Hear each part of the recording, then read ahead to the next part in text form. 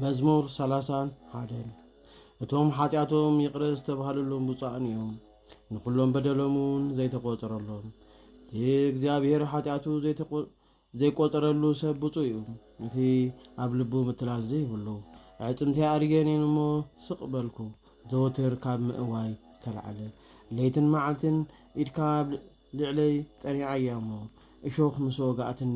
ናብ ውርደት ተመለስ ኃጢአተይ ነገርኩ በደለይ ድማ ኣይሰወርኩን ምእንቲ ኃጢአተይ ከዓ ርእሰይ ናብ እግዚአብሔር እኸስስ ኣለኹ በልኩ ንስኻ ድማ ነቲ ናይ ልበይ ምትላል ሕደገለይ ስለዚ ኣብ ቁኑዕ ጊዜ ኩሉ ጻድቕ ናባኻ ይጽልይ ግናኸ ብዙሕ ናይ ጥፋኣት ማይ ናባኻ ኣይቀርብን ካብዛ ዝረኸበትኒ መኸራ መጸጊዒ ንስኻ ኢኻ ካብ ዝኸበቡኒ ምእንቲ ከተድሕነኒ ሓጎሰይ ኢኻ ብዛዕባ ዝኸድካላ መገዲ ልቢ እገብረልካን እጽንዓካን ኣለኹ የዒንተይ ድማ ናብ ኣባኻ ክጸንዕ እየ ከምቶም ልቢ ዘይብሎም ከም ፈረስን በቕልን ኣይትኹኑ ናባኻ ምእንቲ ከይቀርቡ ብልጓም ልባብን ምዕጉርቶም ከም ዝመለስሎ መቕዘፍቲ ኃጢአተኛት ብዙሕ እዩ ነቶም ብእግዚአብሔር ዝኣምኑ ግና ይቕሬታ ይምግቦም ኣንቱም ጻድቃን ብእግዚአብሔር ደስ ይበልኩም ሓጎስ ድማ ግበሩ ኣንቱም ቁኑዓት ልቢ ኩልኹም ብኡ ተመክሑ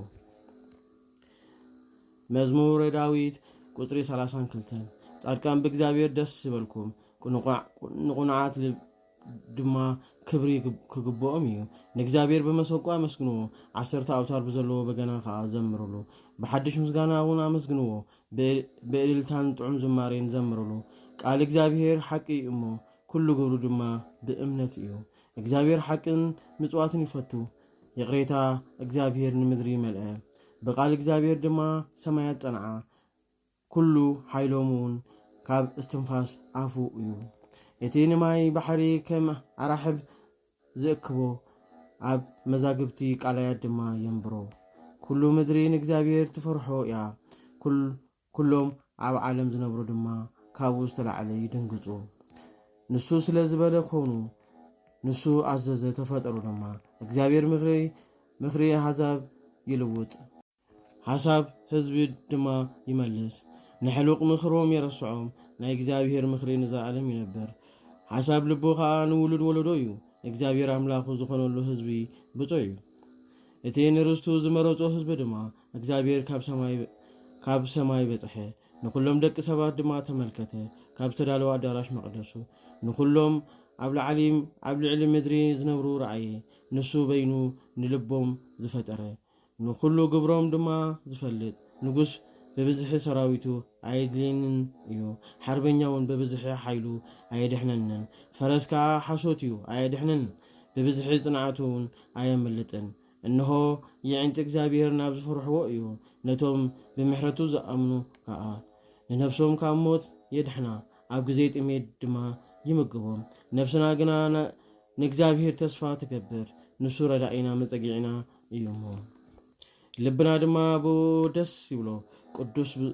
ብዝኾነ ስሙ ኣመና ኦ ጎይታ ምሕረትካ ኣብ ልዕለና ትኹን በኣኻ ብዝኣመናዮ መጠን መዝሙረ ዳዊት ቁጽሪ 33 ንእግዚአብሔር ኩሉ ጊዜ ከመስግኖ እየ ምስጋኑ ድማ ዘወትር ኣብ ኣፈ እዩ ነፍሰይ ብእግዚአብሔር ትኸብር ብለውሃት ይሰምዑ ደስ ድማ ይብሎም ንእግዚአብሔር ምሳይ ኣኽብርዎ ብሓባር ስሙ ልዕል ነብል ንእግዚአብሔር ደለኽዎ መለሰለይ ድማ ካብ ኩሉ መከራይ እውን ኣድሓነኒ ናብኡ ቅረቡ ንሱ ከዓ ከብርሃልኩም እዩ ገዝኩም እውን ኣይከሓፍርን እዩ እዚ ድኻ ኣወየ እግዚአብሔር ድማ ሰምዖ ካብ መከሩ እውን ኣድሓኖ መልአክ እግዚአብሔር ኣብ ዙርዮኦም ይነብር ነቶም ዝፈርሕዎ ድማ የድሕኖም እግዚአብሔር ለዋህ ምዃኑ ጣዕሙን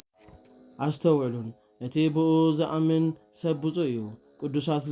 ኩልኹም ንእግዚአብሔር ፍርሕዎ ንዝፈርሕዎ ድማ ሽግር የብሎምን እሞ ሃብታማት ግና ደኸዩን ጠመዩን እቶም ንእግዚአብሔር ዝደልይዎ ግና ናብቲ ሰናይ ነገር ኩሉ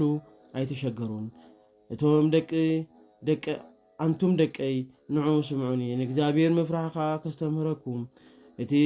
ምንባር ዝደልስ ሰብከ መን እዩ ሰናይ ዘመን ክርኢ ዝደልኸ ልሳንካ ካብ ክፉእ ከልክል ከናፍርካ ድማ ምትላል ከይዛረባ ካብ ክፉእ ራሓቅ ሰናይ ድማ ግበር ንሰላም ድለያ ሰዓባ ከዓ የዒንተ እግዚአብሔር ናብ ጻድቃኑ እየን እዝኑውን ናብ ልመኖኦም ገጽ እግዚአብሔር ናብቶም ክፉእ ዝገብሩ እዩ ዝኽሮም ካብ ምድሪ ምህንቲ ከጥፍእ ጻድቃን ኣየወዩ እግዚአብሔር ድማ ሰምዖም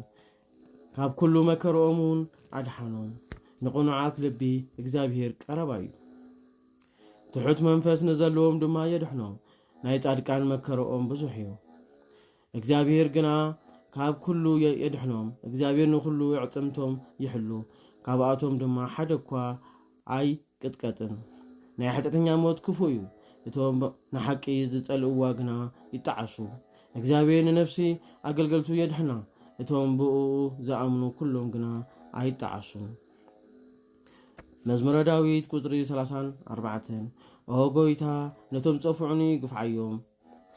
ኦ ጎይታ ነቶም ዝጻብኡኒ ተጻባእዮም ኩናትን ዋልታን ሒዝካ ንዓይኒ ምርዳእ ተለዓል ሰይፍካ መዚዝካ ነቶም ዝኸበቡኒ ዕገቶም ንነፍሰይ ከዓ ረዳኢኺ ኣነኤ በላ ነፍሰይ ዝደልይዋ ኩሎም ይሕፈሩን ይዋረዱን እቶም ኣብ ልዕለይ ክፉእ ዝመኽሩን ይሕፈሩን ንድሕሪኦም ይመለሱን ከምቲ ኣብ ቅድሚ ነፋስ ዘሎ ዶሮና ይኹኑ መልአክ እግዚአብሔር ድማ መከራ የጽንዓሎም መገዶሙን ምንድልሃጥን ጠልማትን ትኹኖም መልአክ እግዚአብሔር ከዓ ይስጎጎም ብከንቱ ምእንቲ ከጥፉንስ መጻወዲኦም ሓቢኦምሉ እዮም ነፍሰይ ድማ ብከንቱ ኣባሳጭዮማ እዮሞ ዘይፈልጥዋ መጻወድያ ትምጻዮም እታ ዝሓብዋ መጻወድያ ተሓዞም ኣብታ መጻወድያ እቲኣ ይውደቑ ነፍሰይ ግና እግዚአብሔር ደስ ይብላ ብድሕነቱ እውን ትሕጎስ ኩሎም ዕጽምተይ ይብሉኻ ኣለዉ ኦ ጎይታ ከማኻ ዝበለ መን እዩ ንድኻ ካብ ኢድ ዝቃልሶ ተድሕኖ ንድኻ ምስኪን ካብ ኢድ እቲ ዝሓዞ መሳኸር ሓሶት ኣብ ልዕለይ ተለዓሉ ዘይፈልጦ ነገር ኣብ ልዕለይ ተዛረቡ ኣብ ክንዲ ሰናይ ክፉእ መለሱለይ ንነፍሰይ ድማ ውልድ ከልእዋ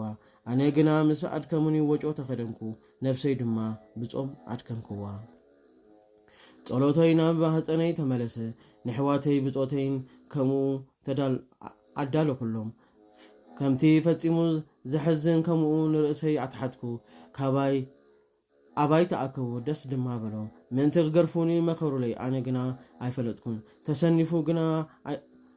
ተሰነፉ ግና ኣይደንገጹን ፈተኑኒ ብኣይውን ተላገጹን ሰሓቁን ኣስናኖም ድማ ኣብ ልዕለይ ኣጋጨው ኦ ጎይታ ክሳብ መዓስ ኢኻ ትፈትሓለይ ንነፍሰይ ድማ ካብቲ ክፉእ ግብሮም ንብሕተይ እውን ካብ ኣናብስቲ ኣድሕና ኦ ጎይታ ኣብ ዓብዪ ማሕበር እልለይካ ኣለኹ ኣብ ብዙሕ ህዝቢ ድማ ኣመስግነካ ኣለኹ እቶም ብዓመፅ ዝጸልኡኒ በኣይ ኣይሕጎሱን እቶም ብከንቱ ዝጻረሩኒ ብዓይኖም ይጠቃቐሱለይ ከዓ ንዓይ ግና ሰላም ይዛረቡኒ ኣለዉሞ ብቁጥዕን ሽንገላን ይመኽሩለይ ኣፎም ድማ ኣባይ ከፈቱ እንቋዕ ብዓይና ረኣናዩ ይብሉ ኦ ጎይታ ርአ ስቕ ድማ ኣይትበል ኦ ጎይታ ካባይ ኣይትርሓቕ ኦ ጎይታ ተንስእ ንፍርደይ ጽምበል ኣምላኸይን ጎይታይን ኣብ ግዜ ክርክረይ ኦ ጎይታይን ኣምላኸይን ከም ፍትሕኻ በይነለይ በኣይ ደስ ምእንቲ ከይብሎም ኣብ ነፍሰይ እውን ብልቦም እንቋዕ ከይብሉ ውሒጥናዮ ከይብሉ እቶም ኣብ መከራይ ደስ ዝብሎም ይሕፈሩን ይዋረዱን እቶም ኣብ ልዕለይ ብኣፎም ዝዕበዩለይን ሕፍረትን ውርደትን ይልበሱ እቶም ንሓቅነተይ ዝፈትዋ ፈጺሞም ደስ ይበሎም ኩሉ ግዜ እውን እግዚአብሔር ዓብዩ ይብሉ እቶም ሰላም ኣገልጋሊኻ ዘፍቅሩ ልሳነይ ጽድቅኻ ይዛረብ ኩሉ ግዜ ድማ ምስጋናኻ